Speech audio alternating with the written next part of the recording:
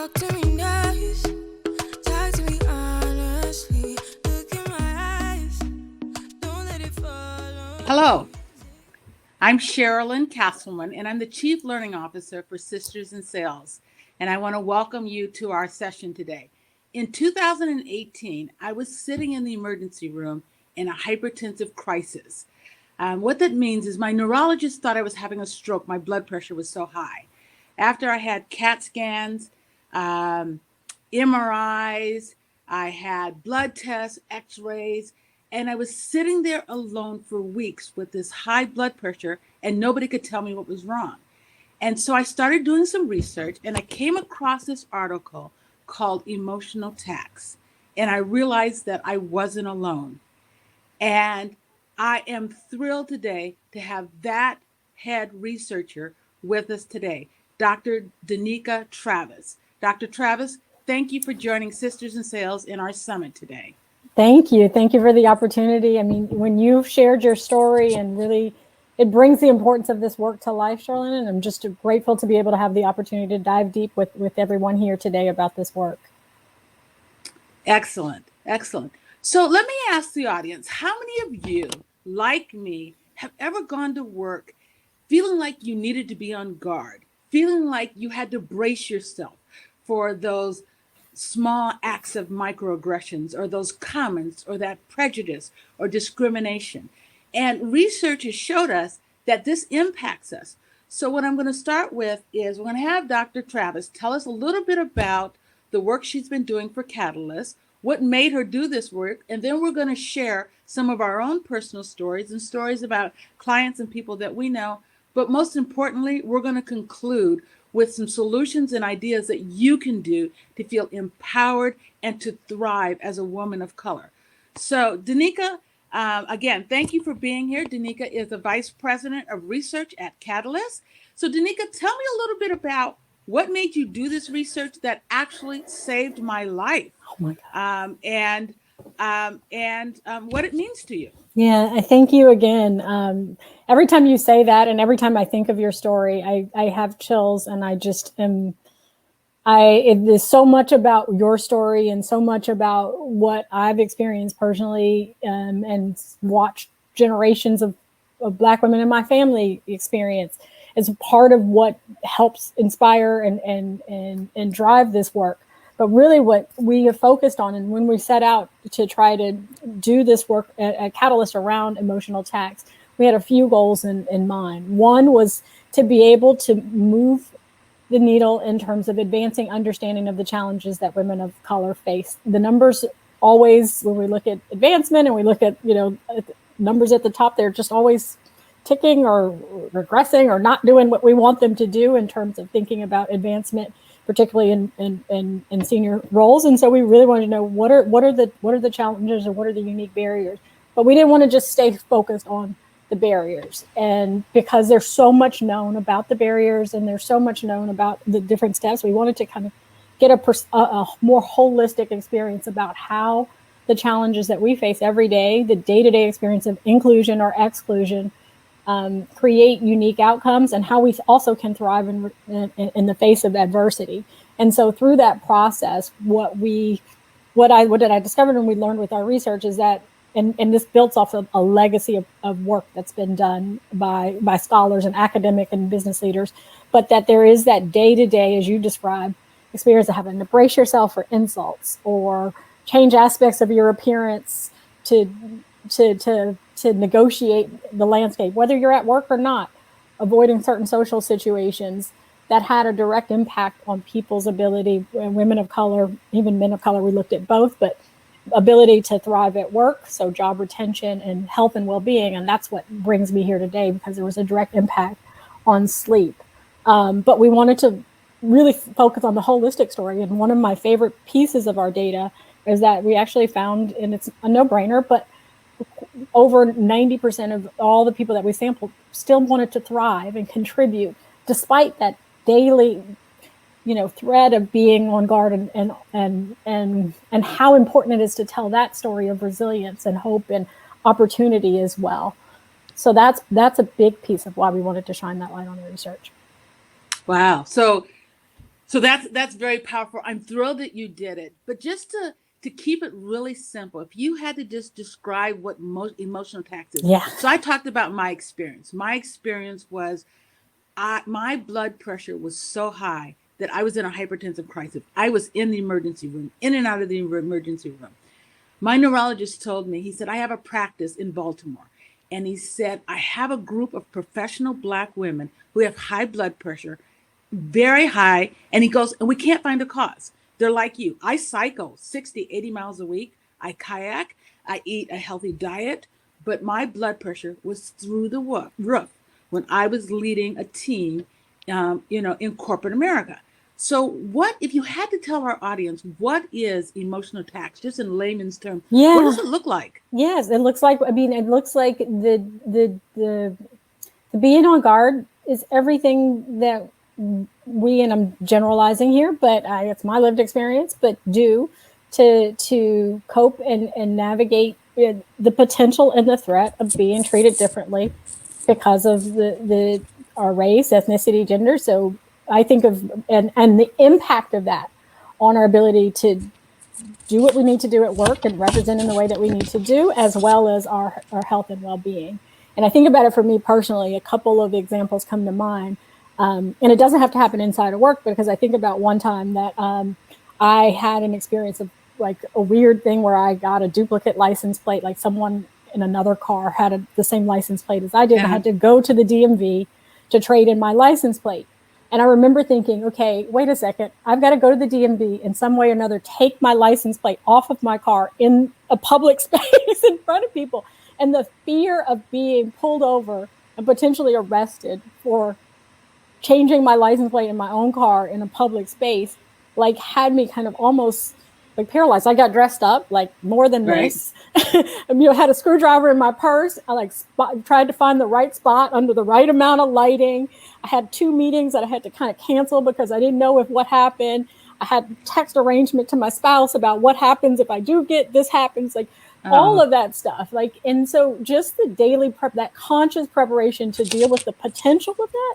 And because I had to schedule 2 meetings, I ended up actually did get questioned. So that was a whole nother thing. So I then left to go to virtual meetings, but I was distracted for the rest of the day, had a hard time kind of processing that whole experience. And that was just one day. That was a simple act of, taking my license plate. So the emotional tax is that. It's your experience, but it's what we go through daily to try to, navigate that terrain and the impact that has on us at work. Okay, that makes sense. Thank you for sharing that. So for those of you who are not familiar with the study, I have put the links in the chat. There are links there to the 2 most recent studies. One is on the research of the day-to-day experience of emotional tax on women and men of color. And then a more recent one, you redid this for Indigenous people. Yes. And so there's links to both of those there. So if you're not familiar with it, it's a great study. It's a great read. So let's talk a little bit about one of the things that just resonated with me, that I was feeling like I was alone. There's nothing worse than going to the doctor and knowing something's wrong and feeling like you're alone. Right. So what did your research teach you, or what can you share with us about that you're not alone? You don't have to bury your head. You're not the only one going through this. Yeah, I mean, there's a big piece about the shared experiences that we learned through this research. The idea of just calling it and naming it what it is. It's the shared experiences across marginalized racial and ethnic groups in terms of that being on guard. And so, for example, over 60%. And that's just the quantitative data. Whenever I do speaking engagements and ask people to raise their hands, I get 90, 100% of people like, yes, this is my life. Well, okay, so let's just see it in the chat real quickly. Just put in yes if you have ever experienced what Danique and I are talking about, that you go to work and you just brace yourself. And you know that you carry that little bit of tension in your shoulders, which may be impacting your health. So we've got about 4 people, maybe 5. Okay. So yes. Okay. 100%. And out of work too. Like, what the interesting thing about this research that I found compels me is it happens at the department, DMV. I'm in Texas, the Department of Motor Vehicles. It can happen at your grocery store. It can happen on your way to work. It can happen everywhere. But the implications of all of that and the cumulative effect of all of that for y'all that are raising and saying yes, it happens and it affects us at work.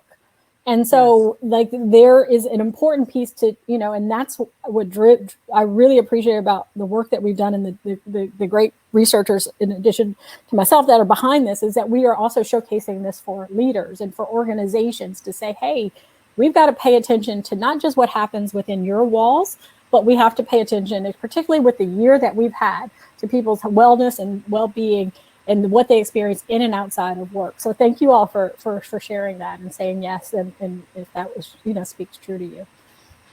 Yes, thank you. I appreciate that. It's just overwhelmingly. It's just the chat just filled up with yeses. Yes. So okay, so this is a wellness segment of the Sisters in Sales Summit. So let's shift now and talk about wellness. So we know what's causing it. We know what may be causing our high blood pressure. I read a recent study that for Black women over age 65, we are the largest group with hypertension, and they're not finding any real cause. You know, right. I'm talking about women who are fit, who are active, who eat well, still high blood pressure. So when you talk about wellness and self-care and emotional tax, what do you have to share with us? What can we do to prevent this from happening to us so that we don't advance in our career and our health deteriorate at the same time? I mean, that's a great question. Our research really focused on the workplace, but I can speak to, obviously, there's a lot of research in this space, and a lot of, like you just mentioned, some great study there. And we think about maternal child health. There's all other risk factors that are happening, particularly for Black women, and the cumulative impact of stress, and particularly around racial bias and discrimination, just pile on. And so, one of my mentors shared with me that the idea of you don't have to suffer. And anytime I've kind of break down a little bit and need advice, or going through something physically, or whatever it is, physically, emotionally, says you do not have to suffer. And what that means, and I actually have a quote here, thinking about you don't have to suffer. Ask yourself what is really possible. Rather than indulge in your defeat, choose to indulge in your potential. And I think although that may be speaking about workplace stuff, I think there is something in your story speaks to that, right? Rather than thinking about it in terms of this is just my problem and what's wrong with me, and choosing that kind of feeling of self-defeat, thinking about, okay, what does this mean for me in my life? What are the means for the decisions I make? How can I look at my health and well-being in a different way? And what are my support systems and networks that can really help, create that space where I can kind of understand what's happening with my body, with my mind, with, the way that I'm working. All of those kinds of things can be really important. But the idea that we don't have to suffer, to me, just is really profound and means a lot when I think about the choices that we have that may not feel like choices when we're in the mess of it. When it's really hard is when we feel like there's no choice, but there are choices and there are opportunities and there is a path forward through that.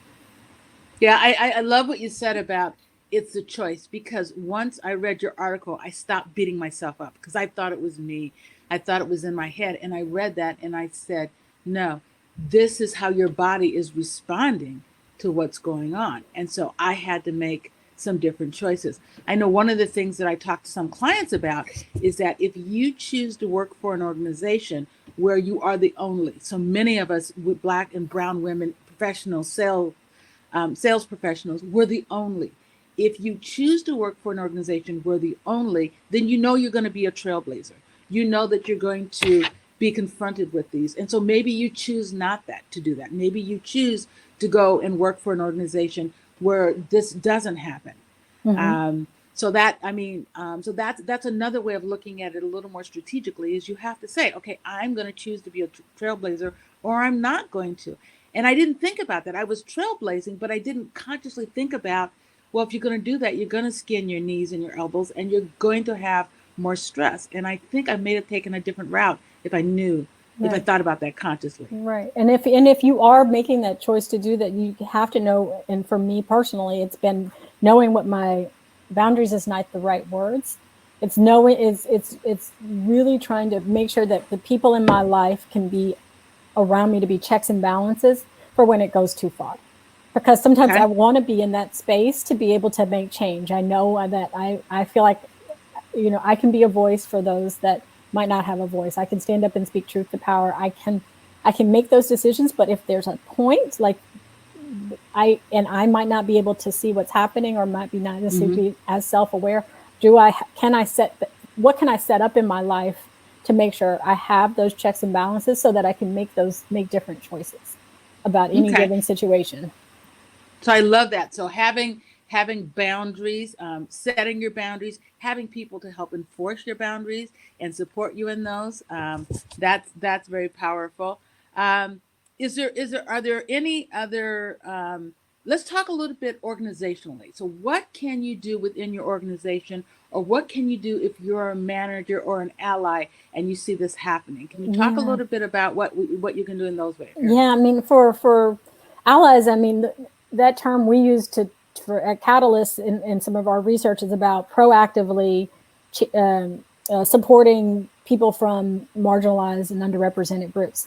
And that means that, as a Black woman, there are groups and there are people and there are things that I just don't know and don't fully understand. And I have my own biases and I have my own things. And because emotional tax is a shared experience, not just for Black women, we've studied Latinx and Indigenous and Asian, as we talked about, multiracial individuals, that I have a responsibility and a role to play in some sense in stepping up and live in my own education, in my own learning, in my own words and actions to make sure I'm practicing what I preach, to make sure I'm modeling the way. And I think there is a self-accountability in ways that we can really kind of check ourselves to make sure we are what we want the world to be, if that makes sense.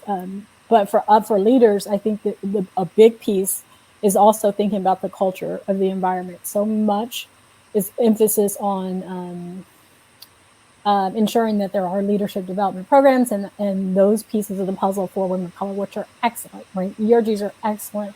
They do, they provide that place for us to go and have respite.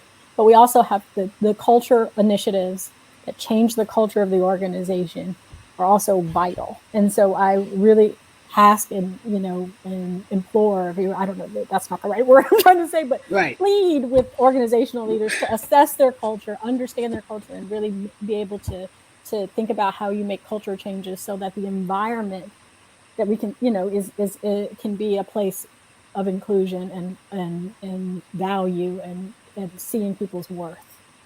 Yeah, and I think, Nick, I use a different word. One of my mentors several years ago told me, Sherilyn, when you criticize people, you raise their defensiveness, but if you challenge people, you raise their game. And so one of the things that I think we as Black and Brown women can do is challenge our organizations, challenge our managers to eliminate unconscious bias, eliminate prejudice, eliminate the racism and the discrimination and the bullying that is impacting us.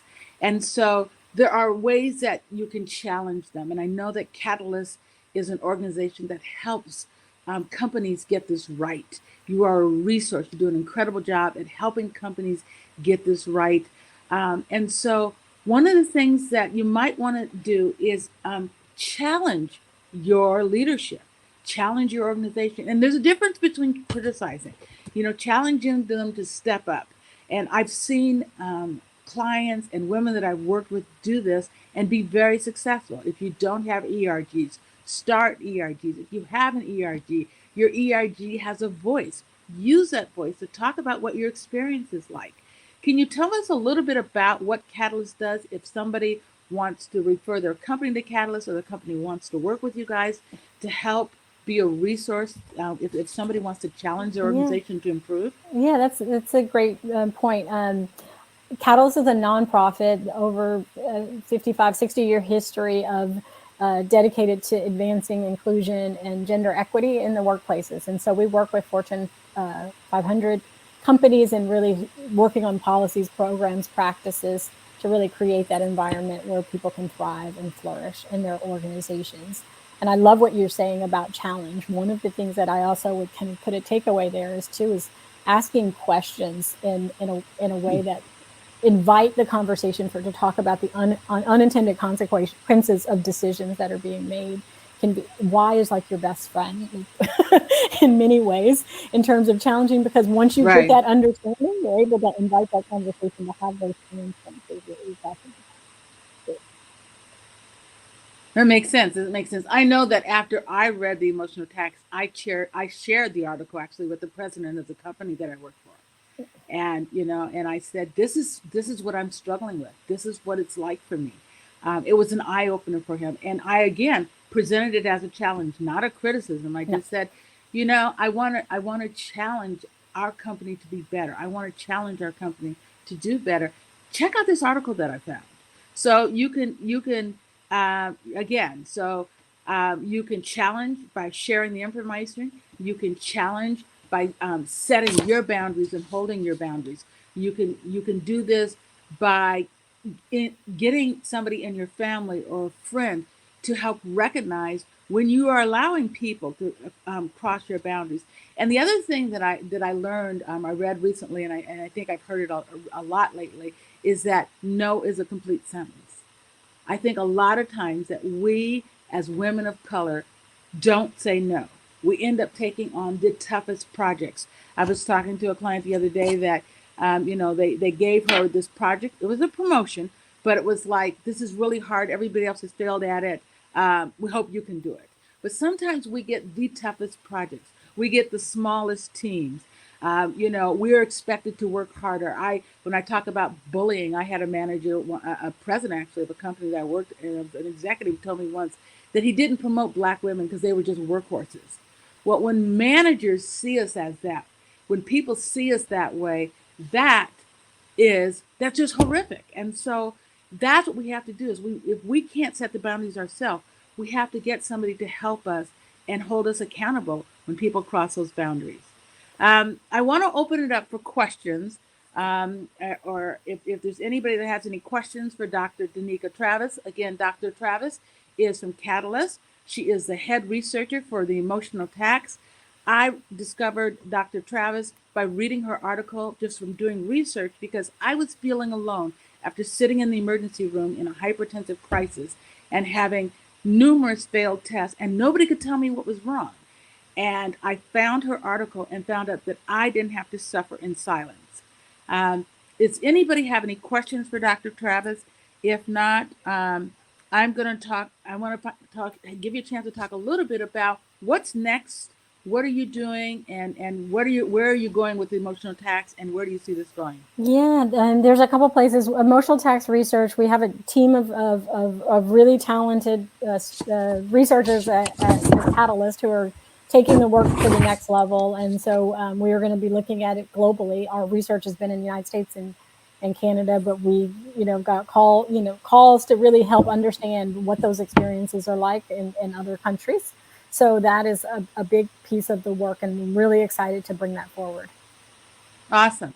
Thank you. So Sharon is asking, how do you make employers more aware of this phenomenon? So we've talked about challenging your employer. What would you do if you came out of this workshop, you download this article? How do you make your employers more aware of this emotional tax and how it's impacting Black and brown women at work? Yeah, I mean, I think you're showing your example of like you brought it to your manager, brought it to someone, said, "This is what I'm experiencing." That's our goal, right? Is that if there are people in the organization, in your employer, your manager, or you an ERG or some group that you can say, "This is what I learned. I want to have a conversation and a dialogue about it." We do have some kind of takeaways, key findings that you can kind of highlight those specific examples in the numbers, because no one can run away from that. We found that 60%, of people of color are experiencing being on guard. So using that to help people be aware of what you're learning. I tell people to do teach backs if that seems to be work for you. What's a teach back? back? Like I went to the set trying to get a small group and say, hey, I went to the Sistas in Sales Summit. I have three things that I've learned through this day. I want to share and have a discussion about it. And it could be not just this, but things that you're learning over this whole day, and have a conversation and broaden that conversation and ask that question about how do we make people in our organization more aware of this, and why does this matter to us, and start that conversation. So feedbacks are always a great way to to take the learnings that you do to your, from a conference, a great conference, excellent conference like this, back to your organization.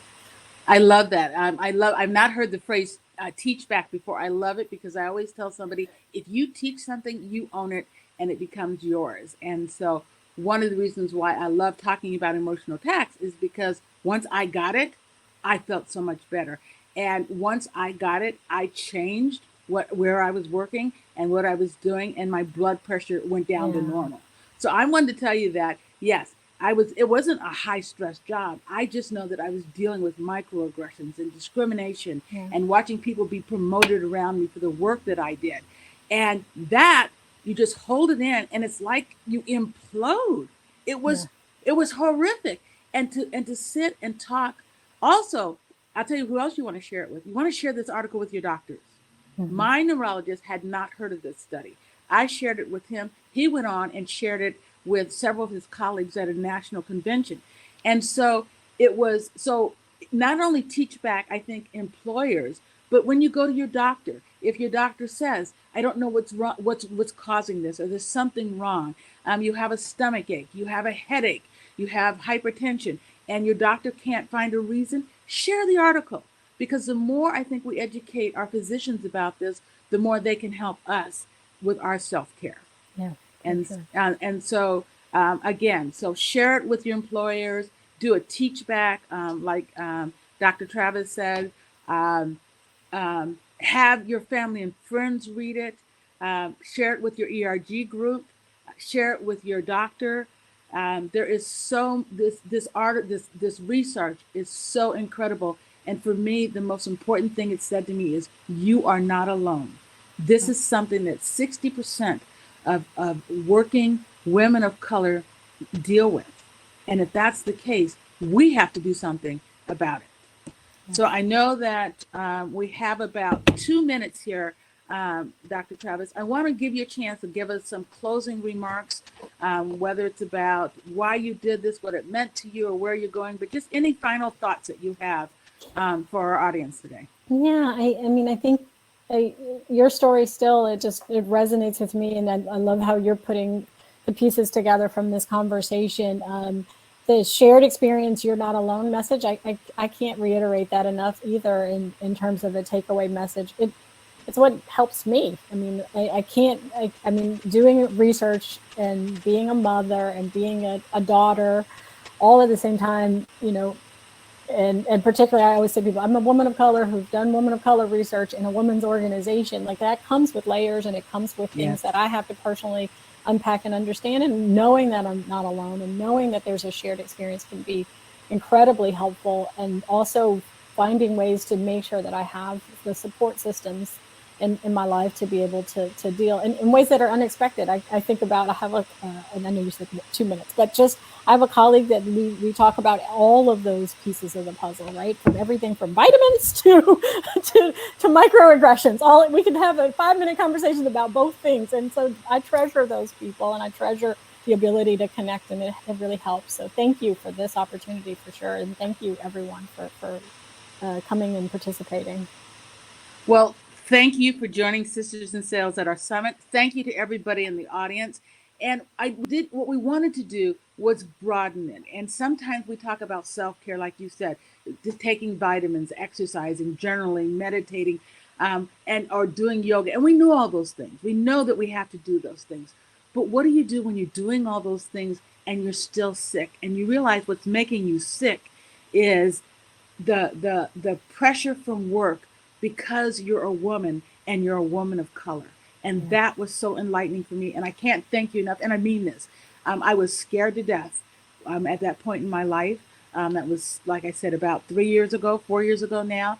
I'm healthy. I make wise choices. I set those boundaries. And I know that if my blood pressure starts to rise, something's going on that I'm not paying attention to. So I hope each and every one of you in the audience shares this message. Let me change it rather than a hope. So I started by saying, if you criticize somebody, you raise their defensiveness. You challenge somebody, you raise their game.